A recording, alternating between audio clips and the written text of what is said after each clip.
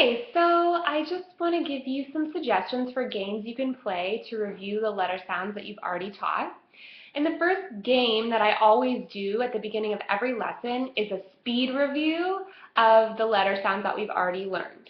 So when we learn a new sound, we get a new flashcard and they practice the sound action.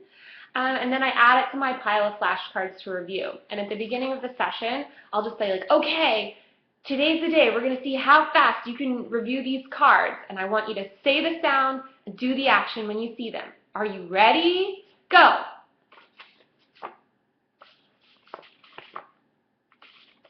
Wow, that was fast. And if they need help, you just give them the sound. So if they get to it and they say, oh, I don't know, you say, okay, that's ready, go. So that's just a quick review game that I do at the beginning of the lesson, and often I might even do that 2 or 3 times. We might even time it and see if they can get faster, and that is a nice routine to get into. The other really simple way to review, which kids absolutely love, is playing Go Fish. So sometimes after we do the flashcards, I'll be like, you really remember all the sounds, so now we're ready to play Go Fish. And then I have some homemade cards. Actually, I can put the link. These are just blank playing cards that you can buy online, and I just wrote the letters on them in permanent marker. So then you deal out the cards with them and you play Go Fish. Like, do you have the P sound? Do you have the T sound? No, go fish. And you always let the child win. Other awesome options, bingo is really popular. So you get a bingo card with whatever sounds that you've already learned.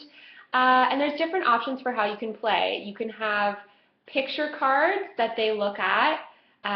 For example, they look at their picture card, they figure out the first sound is, and then they put a bingo chip on that card or on that letter.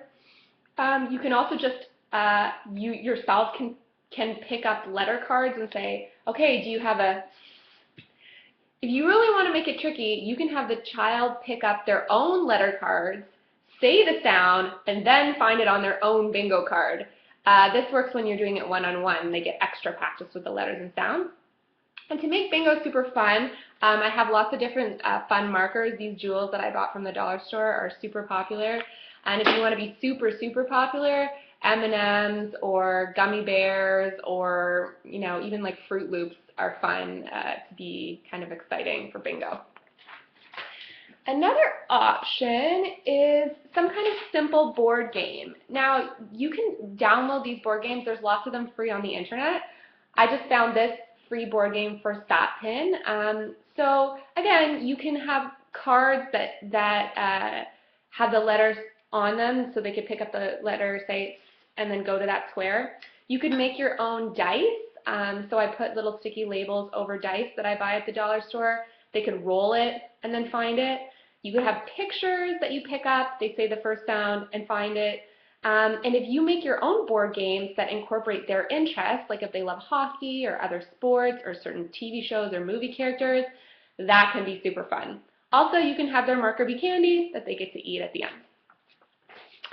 A couple other ideas, just an easy review thing is to put either the flashcards or magnetic letters into some kind of hat or bag, and they reach in, they pull out the letter sound, and then they do the action. So, for example, if they pulled out,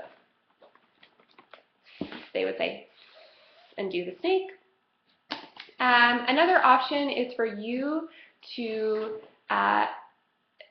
for them to pick out a letter or a letter flashcard and say the sound and action, and then you have to write down the letter. So, for example, they would pick up ah, they'd say ah, and then you as the adult would write ah, and you compare to see if you got it right.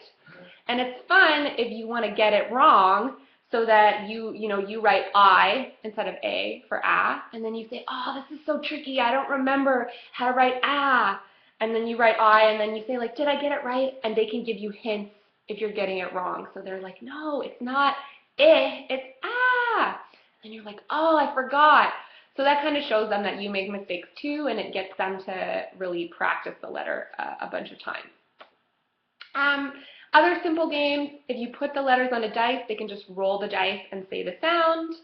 If you have a spinner, like even like a twister spinner, you can put Post-it notes around it. They spin, say the sound.